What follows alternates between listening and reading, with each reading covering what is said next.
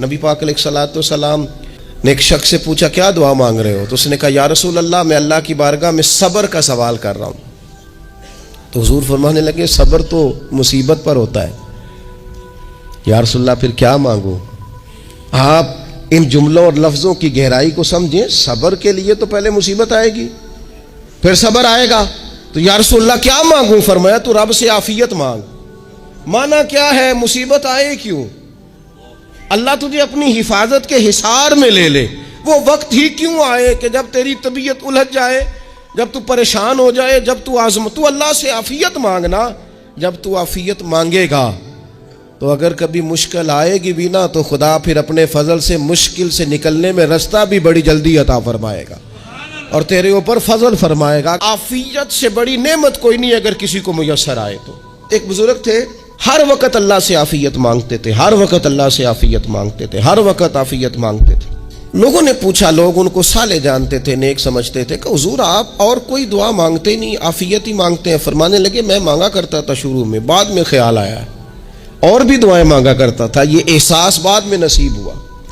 فرماتے میں مزدوری کرتا تھا، مال برداری کرتا تھا، ایک جگہ پہ ڈیوٹی کر رہا تھا تو تھک گیا، اور وہ جو کام لینے والے لوگ تھے ان کے رویہ بھی بڑا ترس تھا، تکلیف ہوئی۔ تو میں نے اپنے مالک کی بارگاہ میں عرض کی مالک اگر 2 روٹی بغیر مجھے مشقت کے مل جائے دن میں تو تیری بارگاہ تو بڑی کریم ہے۔ کہتے ہیں میں نے یہ دعا مانگ لی، ذرا میں تھوڑا آگے بڑھا تو 2 بندے آپس میں لڑ رہے تھے، میں ان کی صلح کرانے کے لیے، انہیں بچانے کے لیے آگے بڑھا تو میں جس کو چھڑا رہا تھا دوسرے نے میرے اوپر ضرب لگا دی، میرا بھی سر پھٹ گیا۔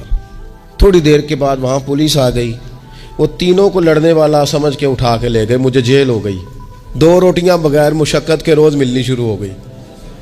دعا مانگی تھی نا کہ یا اللہ 2 روٹیاں مل جائے نا بغیر مشقت کے، کہتے ہیں وہ 2 روٹیاں روز ملتی، کوئی کام نہیں کرنا پڑتا پر جیل ہو گئی۔ فرماتے میں بڑا پریشان تھا، روز روٹیاں پابندی سے آتی اور بہترین آتی، کھانا ملتا۔ پھر کچھ عرصے کے بعد میں نے سوچا کہ یار یہ دعا تو قبول ہو گئی نا تیری، اب تو اگر اس پر کوئی الگ بات کرے گا تو وہ تو غلط کرے گا۔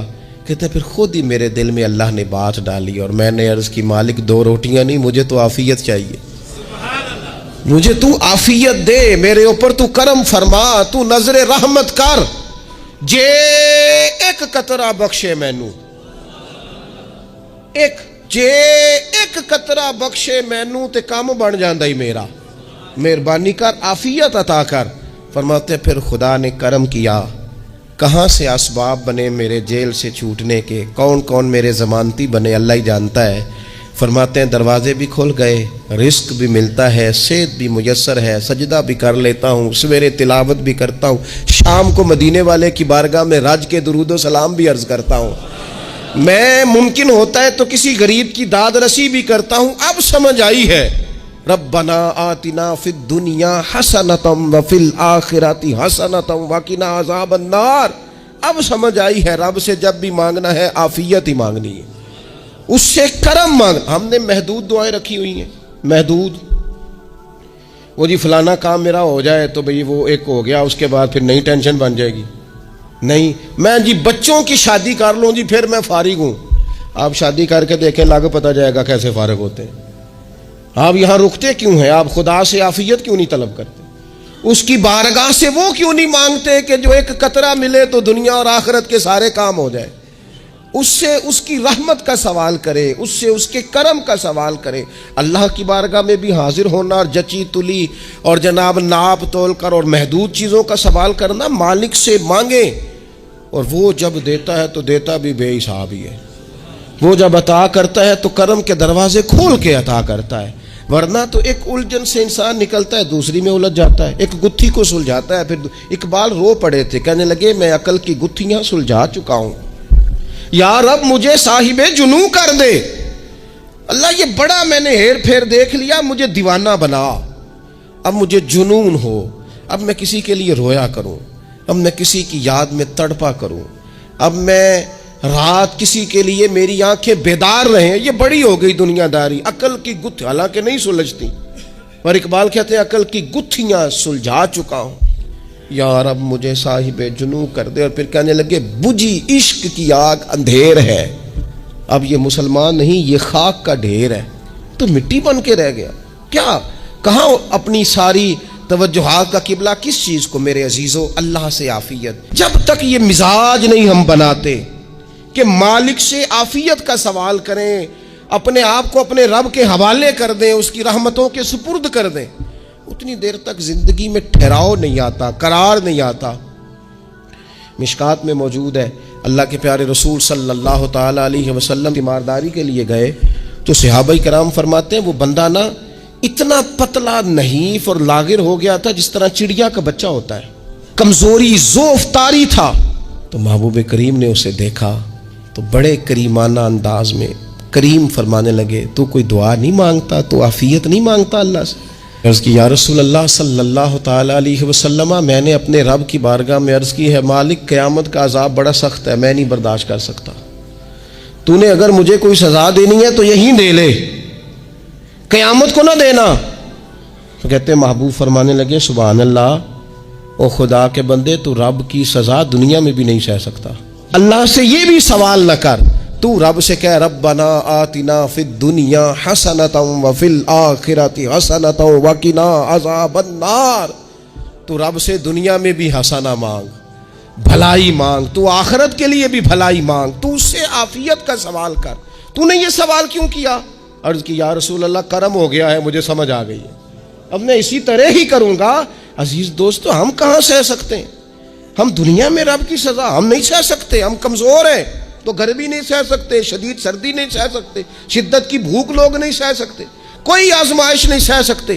وہ جو لوگ بعض اوقات کہہ دیتے ہیں نا جی فلاں چیز ہمارے اعمال کا نتیجہ ہے، تو میں کیا کرتا ہوں، نہ کو یار ہم تو یہ بھی نہیں سہ سکتے، ہم کہاں برداشت کر سکتے ہیں، ہمیں تو وہ معاف ہی فرمائے، ہم حساب والے ہے ہی نہیں، ہم تو صرف معافی والے ہیں.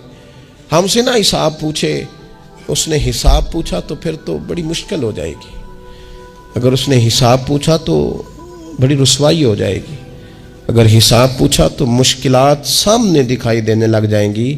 ہم سے تو وہ درگزر والا معاملہ کرے، ہم سے تو وہ کہے جا میں نے محبوب کے صدقے تجھے معاف کیا، جا تیرے لیے رحمت اور بخشش والا فیصلہ کیا.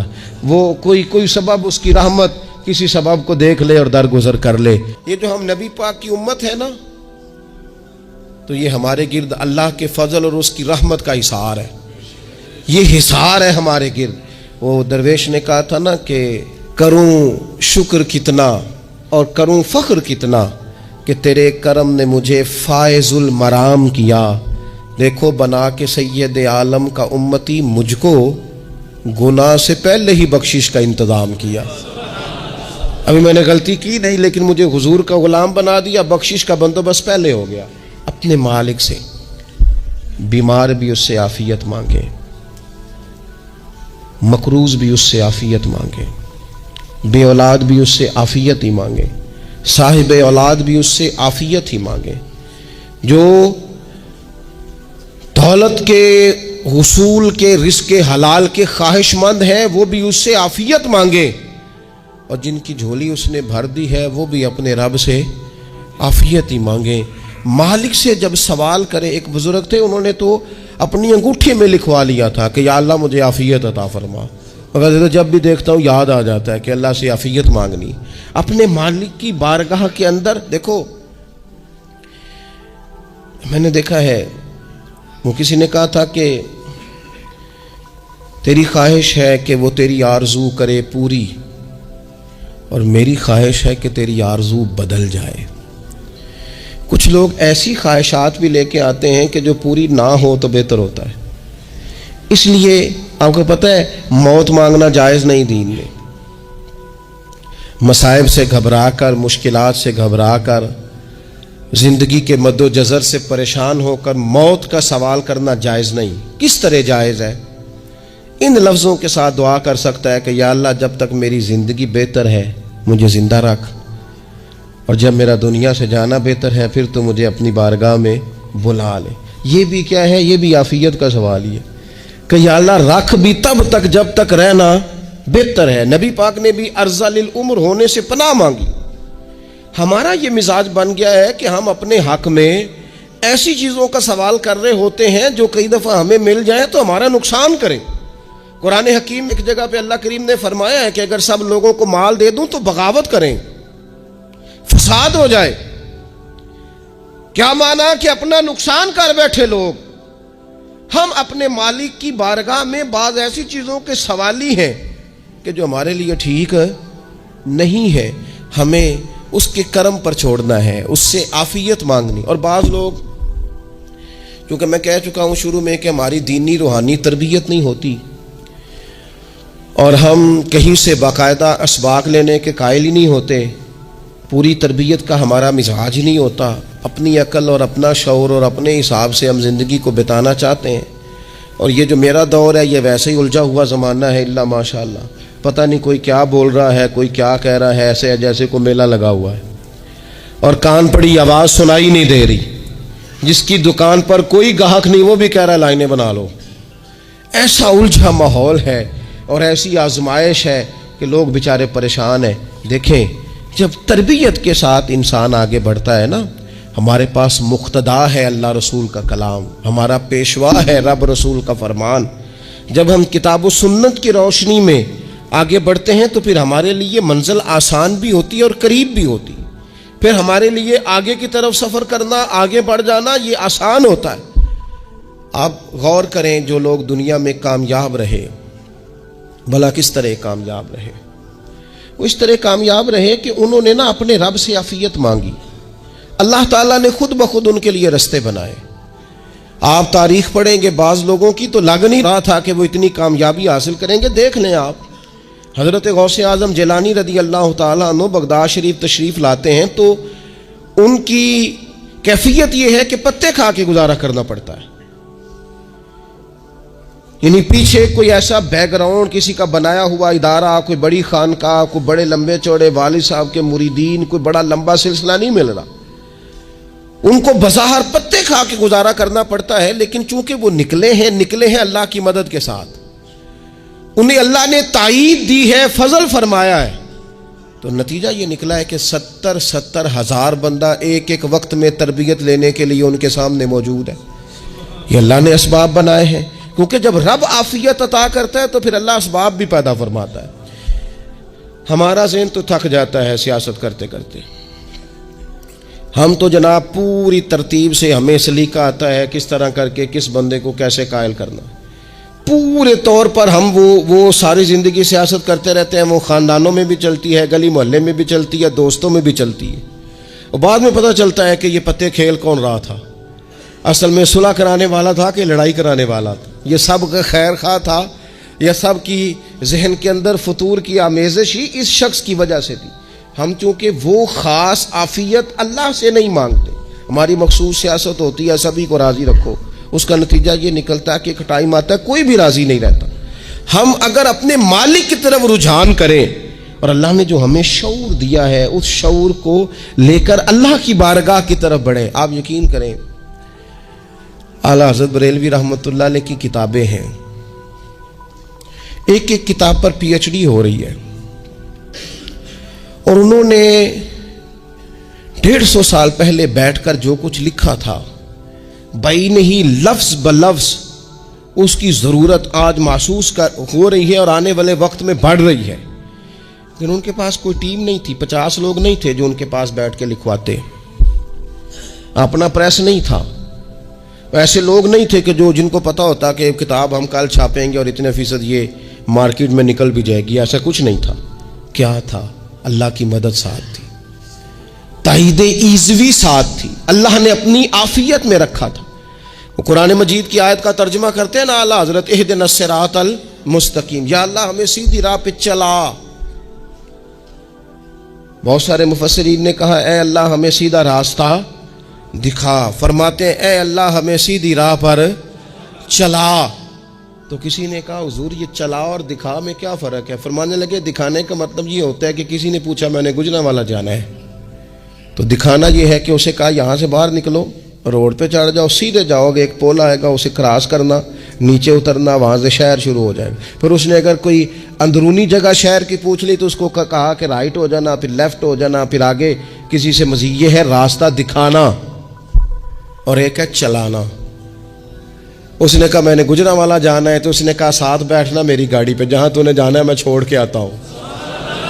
یہ راستے پہ چلانا ہے، یہ مقام تفکر ہے، آپ اس پر غور فرمائیں گے۔ کہتے ہیں یا اللہ تو ہمیں راستہ دکھائے گا اور دکھاتا ہے، لیکن چاروں جانب شیطان بھی تو بیٹھا ہے نا، فتنے بھی تو ہے نا، تو اگر تیری رحمت ساتھ ساتھ رہے، مانا کہ محبت کے سفر میں ہر گام پہ 100 مشکل ہے، لیکن یہ سفر آسان بھی ہے اگر ساتھ تمہارا ہو جائے۔